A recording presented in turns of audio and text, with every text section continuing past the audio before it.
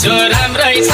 बजार दुईटा बोका बेच्यो कि 30,000 चिन्ता छैन केही मलाई कोरिया नि